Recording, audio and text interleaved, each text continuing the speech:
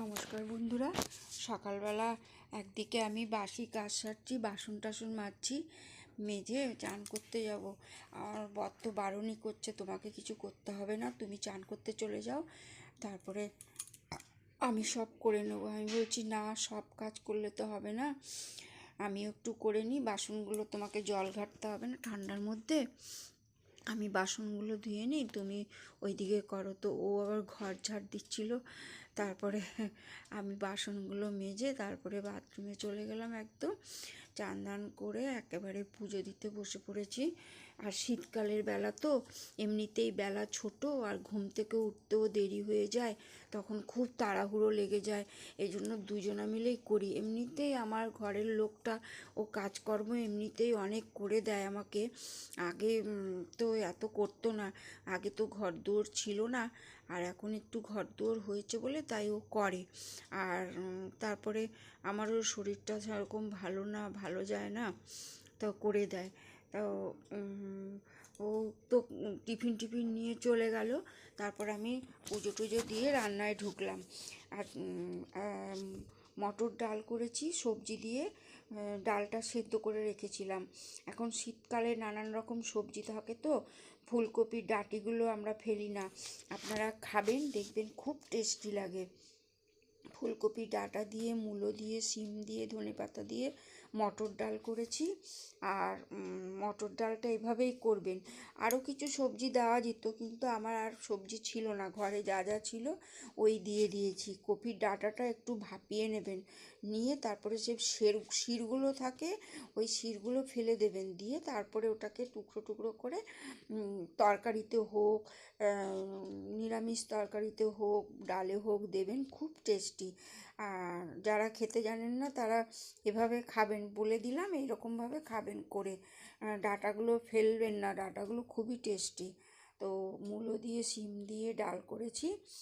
আর ডালটা আপনাদের দাদা না ডাল খুব ভালোবাসে, সবজি টবজির থেকে না ডালটা বেশি ভালোবাসে। আর আমি এখন ডাল করি না, কারণ যেহেতু শীতকাল এত রকম সবজি পাওয়া যায়, যার জন্য আমি ডালটা খুব কম করি, সবজিটাই বেশি করি।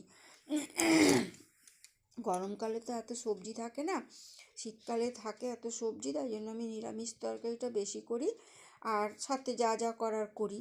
আর ডালটা এবারে মটর ডালটা করলাম, কারণ আমি কদিন ধরে ভাবছি যে অনেক দিন ডাল করি না, তাই একটু ডাল করি।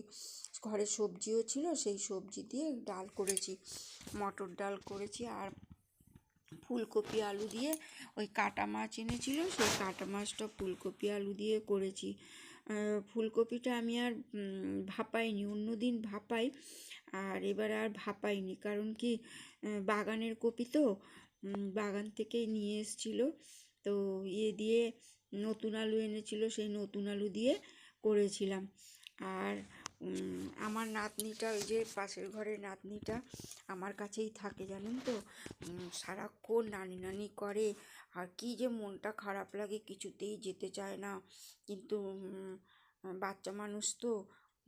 আর আমরা যে বিড়ালটা পুষতাম সেটা না ওকে হাতে কামড়ে দিয়েছে, তারপরে সেই বিড়ালকে আবার অন্য জায়গায় দিয়ে আসা হয়েছে, তারপরে আমার বর আবার তাড়াতাড়ি করে হসপিটালে নিয়ে গিয়ে ভ্যাকসিন দিয়ে নিয়ে এসছে, এখন ওর ভ্যাকসিন চলছে জানেন তো। আর এত আমাকে ও ভালোবাসে, আমি যতটাই ওকে ভালোবাসি ও খুব ভালোবাসে, আমার কাছে আসলে ও কিছুতেই ঘরে যায় না জানেন তো, চিৎকার করে ফাটিয়ে দেয়, ওর বাবা মা নিতেই পারে না ওকে ঘরে। আর ফুলকপি আলুটা এইভাবেই করেছি, ভাপাইনি, এভাবে করেছি, জিরে দিয়েছি, জিরের গুঁড়ো দিয়ে, আর আমি একটু নতুন করে ধনের গুঁড়ো দিয়েছি, একটু ধনের গুঁড়ো দিতে ইচ্ছে করছিল, ধনের গুঁড়ো দিয়েছি। আর নামানোর সময় একটা শুকনো খোলায় ভাজা মশলা, ধনে জিরে তেজপাতা ভেজে শুকনো খোলায় গুঁড়ো করে সেটা দিয়েছি নামানোর পরে, আর ধনে পাতা কুচিও দিয়েছি। এইভাবে করবেন, খুব টেস্টি লাগে। আর দুপুরের মেনুতে ছিল পাঁচমিশালি সবজির মটর ডাল, আর ফুলকপি আলু দিয়ে মাছের ঝোল, আর বকফুলের বড়া, বকফুলটাও কিন্তু বাগানেরই, বকফুলের বড়া, আর করলা ভাজা, করলাটাও বাগানের, যা যা দেখছেন সবই বাগানের।